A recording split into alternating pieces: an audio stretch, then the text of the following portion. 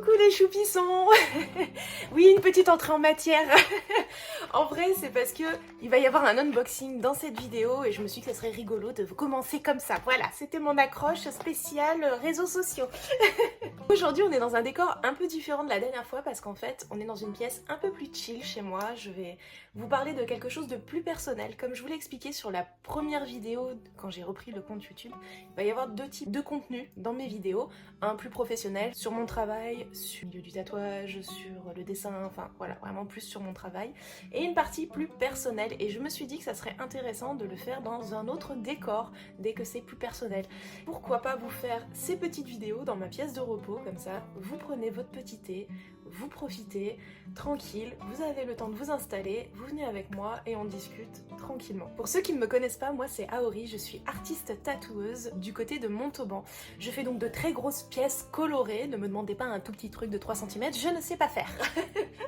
Mon but c'est d'enjoliver les corps et de faire en sorte que toutes les personnes se trouvent magnifiques, quelle que soit leur morphologie, quelle que soit leur couleur de peau, quelles que soient leurs origines, on s'en moque, tout le monde est beau. Je suis aussi créatrice, c'est-à-dire que je fais des robes, des bijoux, des maillots de bain, des tas de choses. Bref, je vous laisse aller voir directement dans la barre en dessous toutes mes activités. Vous allez voir, j'ai un univers qui est assez riche, que ça soit la création de romans, que ça soit le tatouage, que ça soit papeterie, ce genre de choses. Il y a vraiment beaucoup de trucs, vous avez de quoi faire. Aujourd'hui, j'en profite. Vous avez vu, je suis toute pomponnée, c'est parce qu'en fait, je vais à l'anniversaire de mon cousin. Et ben, je vais en profiter. Comme je suis bien pomponnée et que j'ai une vidéo qui est un peu dure à faire, ça va m'obliger à peut-être ne pas pleurer sur la vidéo parce que comme ça, je suis bien maquillée, donc ça va m'obliger de pas pleurer.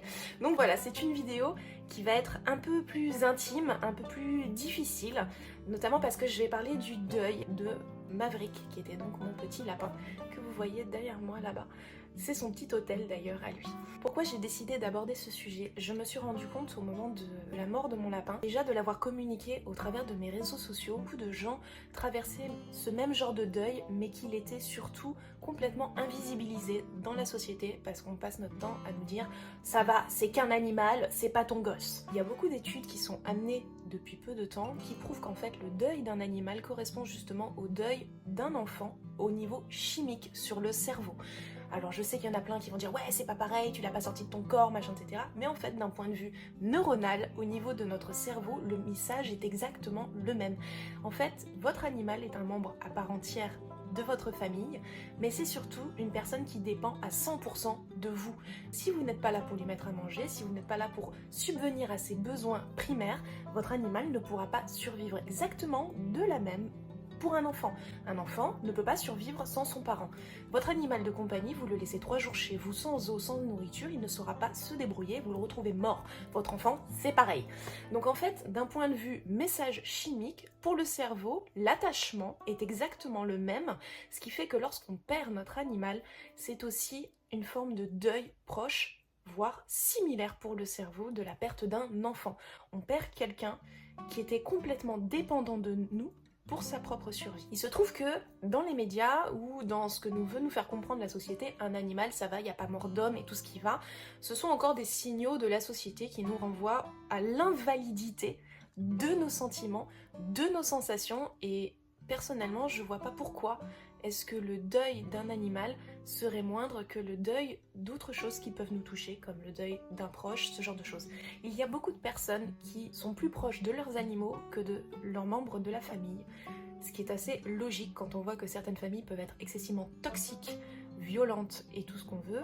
Il est peut-être normal que la personne va plus pleurer son animal qui l'a aidé à se reconstruire tout au long de sa vie, plutôt qu'une personne qui l'a tabassé quand il était enfant.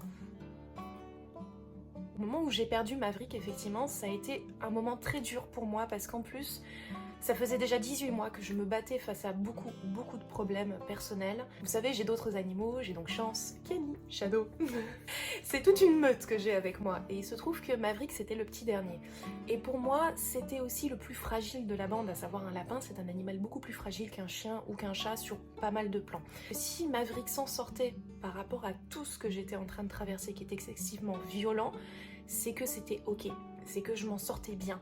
qu'en gros, moi, même si je n'avais pas les moyens de pouvoir manger, si je n'avais pas les moyens d'aller bien ou ce genre de choses, le plus important pour moi, à cet instant-là, c'était que mes animaux aillent bien. Lorsqu'il est mort, il va sans dire qu'en fait, ça m'a renvoyé l'échec perpétuel de tout ce que je vivais à cet instant-là, et ce n'était clairement pas la chose dont j'avais besoin. Je me suis complètement effondrée. Ça a été une grosse part de culpabilité pour moi, notamment sur le fait que je me suis dit déjà que c'était de ma faute. S'il était mort, il va sans dire qu'en fait je suis pas responsable de ce qu'il a eu. Voilà, je n'ai pas jeté mon lapin sous les rails d'un train, pas du tout. Je l'ai pris vraiment comme une responsabilité, que c'était de ma faute, que je n'avais pas fait ce qu'il fallait pour cet animal, que je ne lui avais pas apporté ce qu'il fallait, qu'il était mort trop jeune, ce genre de choses. Il va de soi qu'avec le recul, je comprends bien, et d'après les examens médicaux qui ont été faits, les vétérinaires ont été unanimes à me dire que ça faisait au moins 6 mois que ce lapin aurait dû mourir par rapport à l'état dans lequel était son cœur. Mais on ne le savait pas, hein. Cardiomyopathie, c'est des choses qu'on ne peut pas savoir sauf si on les cherche, notamment chez un lapin. Et l'état dans lequel il était, ils m'ont fait comprendre que ça faisait au moins 6 mois qu'il devrait être déjà mort, en fait. Ça m'a permis aussi de... Faut pas que je pleure.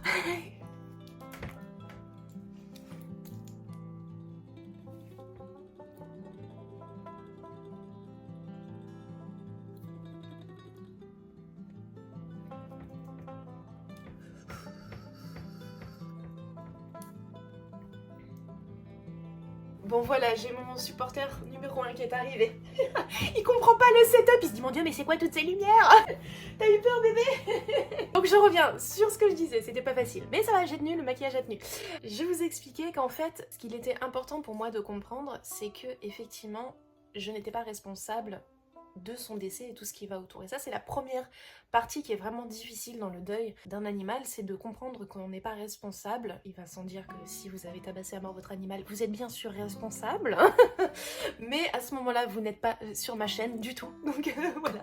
Vous n'êtes pas responsable de la mort de votre animal. Vous avez fait tout ce que vous pouviez, comme vous pouviez. C'est la vie en fait, hein. Ils ne sont pas là pour nous survivre. On a une longévité qui est quand même assez exceptionnelle par rapport au règne animal avec le confort de notre société. Avant on crevait, on avait 15 ans, hein, donc eux ils vivaient 2-3 ans. Le ratio est à peu près le même, hein. Maintenant ils vivent 20 ans, nous on en fait 80. Grosso modo c'est toujours le même ratio. Ce qui a été compliqué pour moi à la suite de la perte de Maverick, c'était notamment de me rendre compte qu'il faisait partie intégrante de mes routines quotidiennes. Et de ne plus faire ces routines, ça a été une grosse partie de chamboulement, parce que vous savez que les routines, notamment quand on travaille tout seul à la maison, c'est quand même des choses qui sont très millimétrées, très orchestrées, qui sont là aussi pour nous aider à avancer au quotidien, à faire les bons gestes, à travailler, ce genre de choses. Et il va de soi que pour moi, à partir du moment où Maverick n'a plus été là, il y a certains types de routines qui m'a été compliqué de faire, voire même impossible de réaliser à nouveau sans m'effondrer. Et je vais parler notamment de mes tirages du samedi matin. Pour ceux qui me connaissent bien, ils savent que tous les samedis matins, je me fais un petit tirage d'oracle, de tarot, et je m'amuse à décorer mon carnet et tout ce qui va autour. Lorsque tout a commencé à s'effondrer il y a un peu plus de 2 ans maintenant, j'ai commencé ce rituel sous la forme de vraiment un rendez-vous du samedi matin. Donc je me préparais mon petit latte, j'avais toujours un petit cinnamon roll ou un red velvet, enfin un petit gâteau gourmandise pour me dire voilà, ta semaine est terminée, tu l'as affronté, tu t'en es sorti, tu as le droit de prendre cet instant de pause et de réflexion sur toi-même. J'ai décidé de travailler ça dans un carnet. Il se trouve que c'est un carnet que j'ai réalisé dans une de mes collections et je me suis dit bah fais-le. J'ai commencé ce carnet et mon objectif c'était de le terminer. Je me suis dit bah vas-y, pour une fois dans ta vie, tu finis un carnet. Je prends le temps de décorer, m'amuser, de vraiment faire tout mon univers pour relâcher par rapport au travail. Ça me faisait vraiment beaucoup de bien de faire ça tous les samedis matins. Et le truc c'est que Maverick faisait partie intégrante de ce carnet, dans le sens où en fait il s'installait à côté de moi par terre. Honnêtement mes tirages ça se fait en même pas 10 minutes, mais le temps de remplir mes carnets ça me prend 1h30, 2h parce que je suis tout le temps en train de papouiller une bestiole ou de jouer avec. Ça me donne un élément de connexion avec eux. Maverick du coup venait à côté de moi, tous les matins il s'allongeait par terre à côté de moi, il mangeait son foin, il s'amusait, etc. Il était présent dans ce rituel et c'était super important. Lorsqu'il est mort et lorsque j'ai voulu reprendre ce carnet, ça n'était plus du tout possible. Je me rappelle même que le dernier que j'ai pu faire, le contexte, pour la première fois je me suis autorisée à vivre mon deuil pleinement. J'ai tout laissé tomber de ce qui était prévu. J'ai écrit et dessiné pour évacuer la culpabilité qui me ronge.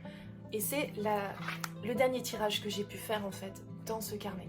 C'était tellement douloureux qu'en fait je ne pouvais plus ouvrir ce carnet. Et concrètement, là c'est le premier jour depuis, nous sommes en avril, Maverick est mort en novembre, c'est le premier jour où je réouvre ce carnet et où je peux le réouvrir sans que ça me soit trop difficile. Il va de soi que changer les rituels, c'est quand même très important à la perte d'un être cher pour éviter de tout le temps replonger dans le deuil. Et je pense que ce qui est très compliqué avec les réseaux sociaux, c'est que lorsqu'on est en train de faire un deuil, quel qu'il soit, que ce soit un deuil de son animal, d'un proche, d'un couple, d'une entreprise, n'importe quoi, les réseaux sociaux ne nous permettent pas de faire ce deuil parce que des gens ont forcément raté l'information, c'est normal, ils sont pas là tout le temps, et lorsqu'on vient constamment nous dire pourquoi est-ce qu'on voit plus tel truc, pourquoi est-ce que tu parles plus de tel machin, etc., ça nous renvoie constamment au deuil, alors qu'avant, lorsqu'on faisait notre deuil, c'était personnel, on n'avait plus cette information qui était diffusée à la planète entière et du coup on avait le temps et la possibilité de faire notre deuil. On avait moins de personnes qui étaient éclatées aux quatre coins du monde, des gens qu'on voyait qu'une fois par an. C'était pas possible. Avant, on vivait vraiment beaucoup plus enfermé dans un petit univers. Ce qui fait que faire le deuil, lorsqu'on est une personnalité sur les réseaux sociaux, c'est toujours quelque chose de très compliqué. Vous avez souvent les réseaux aussi qui vont faire une piqûre de rappel. Vous vous rappelez, l'année dernière, tel jour à telle date, vous aviez posté la photo, la vidéo, l'information qui vous ramène finalement à votre deuil actuel.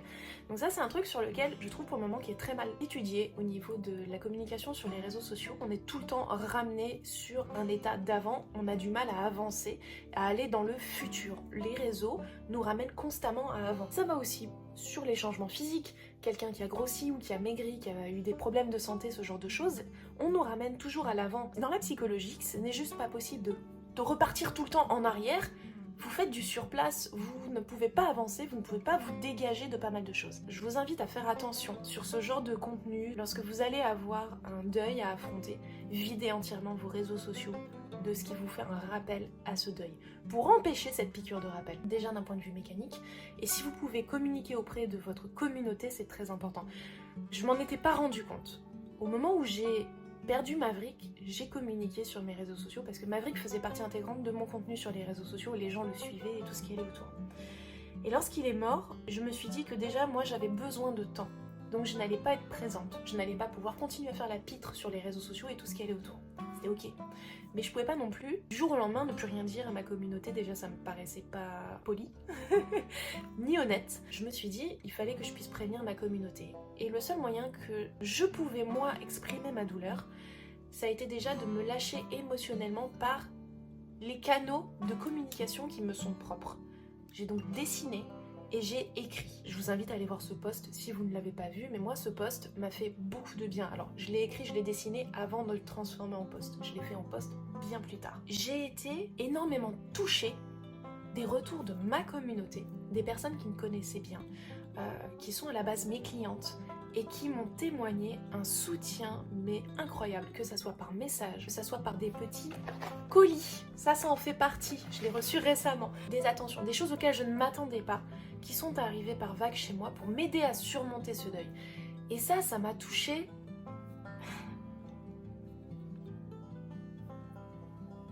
Bon, vous l'aurez compris, c'était encore difficile, j'ai mon support numéro 2. C'est la râleuse, elle. Vous la connaissez, la Kiani. Ça va, ma puce. Bref, tout ça pour vous dire que j'ai eu des retours au niveau de ma communauté qui ont été vraiment très forts et qui m'ont fait beaucoup de bien parce qu'en fait, je me suis rendu compte que je n'étais pas si seule dans ce deuil de l'animal. Et beaucoup de personnes se sont livrées à moi pour m'expliquer aussi à quel point ça avait été dur, à quel point eux aussi, finalement, ils se sont sentis très seuls dans le deuil de leur animal. Et c'est là que je me suis dit qu'il y a vraiment un souci dans notre société, c'est qu'on ne nous permet pas de vivre pleinement ce deuil. Déjà que tout ce qui est deuil, par exemple lors d'une fausse couche ou d'un enfant mort-né, ce genre de choses, c'est très invisibilisé dans la société, mais je crois que notre animal, ça part encore plus loin. Personnellement, je connais quelques ouvrages qui m'ont beaucoup aidée. Alors, je ne les ai pas lus au moment où les choses se sont passées, je les ai lus en amont. Je peux vous présenter notamment ce livre de Xavier Demoulin qui s'appelle Le petit chat est mort, qui est un livre qu'il a écrit, si je dis pas de boulettes, vers 2017-2018, qui est un livre très intéressant sur la perception du deuil animal. C'était le tout premier livre que je découvrais sur ce sujet. Ensuite, on m'a conseillé un deuxième livre qui s'appelle Son odeur sous la pluie. Il se trouve qu'au moment où il est sorti, je ne pouvais pas le lire parce que mentalement ça aurait été beaucoup trop difficile. Je n'étais pas encore dans le deuil de Maverick, mais j'étais dans le deuil d'autre chose. Et du coup, je n'aurais jamais pu lire ce livre, mais mon cousin me l'a savamment conseillé. Il m'a dit, je pense que ce livre va te plaire énormément, mais attention, prépare-toi au mouchoir. Donc je pense que, ne l'ayant pas encore lu, je peux pas vous dire ce qu'il en est, mais si mon cousin me dit qu'il faut préparer les mouchoirs, je vous conseille de le lire quand vous êtes en bon mood. Évitez, voilà, de vous mettre dans un état où ça va pas aller. Elle est d'accord. Du coup, pour faire un peu plus léger sur cette vidéo, je me suis dit que j'allais déballer avec vous et avec Kiani, si elle reste, peut-être qu'elle ne restera pas, on verra, c'est elle la chef de toute façon. N'oubliez pas que c'est elle qui m'enferme après, hein. Elle me donne juste des croquettes à manger et ensuite, voilà, c'est à cause d'elle, hein, tout le contenu sur les réseaux sociaux, c'est elle qui décide, hein. Donc je me suis dit qu'on allait faire un truc un peu plus léger, même si cette vidéo n'est pas facile. On va déballer ensemble ce que j'ai reçu par une de mes clientes que j'adore, Elodie, merci à toi. Il se trouve que elle avait très envie de me faire un cadeau au décès de Maverick et je comprends les gens qui ont envie de se manifester. Je sais qu'il y a des personnes qui ne peuvent pas, c'est mon instant Wichou, je sais qu'il y a des personnes qui ne peuvent pas recevoir de cadeaux en lien avec l'être perdu. Moi c'est pas du tout le cas, au contraire ça me touche énormément, mais je suis d'accord qu'il faut un peu de temps. Vous pouvez pas dès le lendemain faire un cadeau à ce niveau là, je pense qu'il faut un peu de temps au deuil de chacun. Personnellement j'adore ça, recevoir des cadeaux en rapport avec ce que j'ai pu perdre qui me touche, notamment là avec Marie. Elodie en plus de m'avoir fait un cadeau, elle l'a fait elle-même et ça me touche mais d'une force vous imaginez même pas. Je suis quelqu'un de très manuel et qui adore créer pour les autres, alors quand quelqu'un crée pour moi, ça pouf, ça fait exploser dans mon cœur tellement de bonheur. Pour la petite anecdote, sachez qu'en plus j'ai reçu le colis un jour où j'étais dans une pas possible administrativement parce que je me suis retrouvée dans des galères, hein, voilà, ça n'arrêtait pas. J'ai reçu ce colis et là d'un seul coup ça a éclipsé absolument tout le reste et je me suis dit mais en fait ça c'est génial. Ouais, c'est la mais c'est pas grave, je m'en fous, j'ai reçu un super colis et ça m'a trop fait plaisir. Sachez que je tiens depuis un mois pour pouvoir l'ouvrir, c'est horrible. Je sais qu'Elodie m'a dit à chaque fois, ça va, t'as réussi à l'ouvrir? Je dis non, non, je tiens, je le garde pour cette foutue vidéo YouTube. Parce que je me suis dit, je pense que ça peut être super sympa d'expliquer tout ce sujet ensemble avec son super colis. Donc on va l'ouvrir ensemble. Allez, c'est parti. J'adore l'enveloppe rose avec des paillettes, c'est génial. Alors moi je sais ce qu'il y a dedans mais je ne l'ai pas vu. Vous savez rien du tout. Voilà. Oh, je pensais pas que c'était aussi rigide. C'est trop mignon. Oh, c'est trop cute. Regardez un petit lapin tout noir. Oh non, il est trop mignon. Oh, regarde ma poupie. Il est trop cute. Oh, merci. Oh, bah, tu sais quoi? Il va aller sur l'hôtel derrière que j'ai préparé pour Mav. Franchement, j'adore. Il est, mais d'une force, il est trop mignon. Vous le voyez? Je sais pas si ça ressemblera bien à la vidéo. J'espère que ça sera cool. Mais regarde, tu veux le regarder toi aussi, ma puce? Tu le vois? Il est trop beau. Alors, en plus, il se trouve que Maverick était donc un géant des Flandres, donc un lapin géant. Ce qui fait qu'elle lui a fait une très grosse tête et je trouve ça trop cool. C'est vrai qu'il avait une grosse tête. Elle était 2 fois plus grosse que celle des chats. Vous imaginez un peu la taille de... Moi, il faisait presque 8 kilos, mon lapin. Hein, il était plus gros que les chats. Il faisait 2 fois mes chats. Enfin, il faisait mes 2 chats réunis. Il est trop mignon. Oh, du coup, j'irai le ranger dans l'hôtel derrière. Je vous montrerai d'ailleurs en fin de vidéo ce que j'ai préparé justement pour Mav, pour dire qu'il est toujours là avec moi. Je lui ai fait son petit hôtel de repos à lui. Mais c'est trop mignon. Merci Elodie, franchement je l'adore. Et je pensais que ça allait être tout mou, mais en fait c'est assez rigide et tout, c'est super. Non mais c'est trop cute. Merci. Et pour terminer, je vous dirais qu'en fait, comment est-ce que j'ai fait pour affronter cette fameuse routine que j'avais du samedi matin. Je me suis dit que c'était ok de ne pas finir ce carnet. C'était pas grave, que j'avais le droit de pas le finir même si c'était mon objectif, que c'était suffisamment douloureux pour moi de me dire bah écoute, en fait tu peux pas le finir parce que ça te fait mal et c'est ok, mais c'est pas pour autant que tu dois abandonner cette routine qui te faisait du bien et qui te faisait plaisir. Je suis allée chercher un autre carnet qui n'avait rien à voir, qui correspondait aussi à un autre souvenir. Il se trouve que j'ai été au concert de Mylène Farmer et j'ai acheté le carnet spécifique de Mylène Farmer. Ça a été un moment super important aussi pour moi dans mon processus de reconstruction par rapport à tout ce que je vivais. C'était avant le deuil de Maverick. Ça m'a fait tellement de bien ce concert et tout ce qu'il représente que je me suis dit bah écoute, pour recommencer à zéro, prends un carnet qui représente complètement autre chose, qui représente aussi ce que tu étais en train de reconstruire dans ta vie et tout ce qui allait autour. J'ai donc pris ce carnet là pour faire mes tirages du samedi et j'ai changé cette routine. J'ai installé notamment une chaise à côté de moi et finalement maintenant c'est Kiani qui s'installe à côté de moi pendant que je suis en train de faire mes tirages. Vous avez l'habitude de la voir sur les réseaux sociaux à chaque fois qu'elle est en train de jouer avec moi sur ce genre de truc. Bon, maintenant par contre elle a l'obligation de ne pas mourir parce que je lui dis que sinon ça allait être encore horrible. De toute façon, ils ont un contrat, ils le savent, ils n'ont pas le choix, ils ont un contrat de 20 ans. Voilà, ils y sont pas, ils ont 16 ans, ils n'ont pas le choix. Et en plus, comme Maverick avait un contrat de 10 ans qu'il l'a pas respecté, j'ai dit que maintenant les autres avaient une obligation de se répartir les années qui restaient à Maverick. Voilà, c'est comme ça, chez moi, c'est la dictature, on n'a pas le choix, tu meurs prématurément, et ben toutes les années que tu devais me donner, tu les donnes aux autres, et ben du coup ils meurent encore plus tard. Voilà, ça c'est très important d'être ferme dans vos décisions, n'oubliez jamais. On arrive à la fin de cette petite vidéo, j'espère que ce petit instant un peu chill et un peu émotionnellement difficile vous a quand même fait plaisir et vous a peut-être amené des pistes de réflexion sur le deuil animal. Si vous avez notamment des questions, je pense qu'il y a vraiment pas mal de livres qui sont très sympas. On m'a conseillé notamment un autre livre que pareil, je ne l'ai pas encore lu, c'est Préparer la fin de vie de son animal. Je pense que ça peut être assez intéressant aussi de se préparer doucement à la fin de vie de son animal parce qu'on le sait qu'ils ne sont pas là pour nous survivre, que nous oui, mais qu'on doit aussi accepter cette forme de deuil. Tout ça pour vous dire encore un gros merci pour tous les messages que j'ai reçus, les démonstrations d'affection, tous vos cadeaux. Voilà, c'est des choses qui me touchent énormément et qui me disent aussi que j'ai raison de continuer à travailler pour ma communauté plutôt que de travailler à découvrir des nouvelles personnes qui, par des algorithmes et des jeux et des choses qui m'épuisent, me font me rendre compte que finalement on ne me connaît pas assez bien après pour me prêter des intentions que je n'ai pas. Non, les personnes qui me connaissent bien dans ma communauté sont capables de me faire des petits cadeaux qui sont tellement adorables et tellement forts. Ça veut dire que mon travail aussi résonne avec elles et je sais par tous les messages que je reçois, à chaque fois lorsqu'elles reçoivent une box, lorsqu'elles reçoivent une de leurs commandes, elles m'envoient un message et elles me disent « Je passais une sale journée à Ori, j'avais ça dans ma boîte aux lettres, ça m'a fait tellement du bien, merci encore pour ton cadeau, tu rajoutes toujours des petits cadeaux dans tes box, dans tes commandes et ce genre de choses, ça me fait du bien et je me dis mais merci à vous surtout de rentrer dans mon univers qui résonne, qu'on s'amuse, qu'on se marre, qu'on partage, qu'on pleure ensemble et qu'on s'éclate et qu'on s'indigne des fois aussi ensemble sur certaines choses qu'on trouve complètement inadmissibles. Merci encore à vous, j'espère que cette vidéo vous aura pas trop fait chialer, c'était pas le but. J'espère que vous avez pris plaisir et puis à bientôt pour une nouvelle vidéo.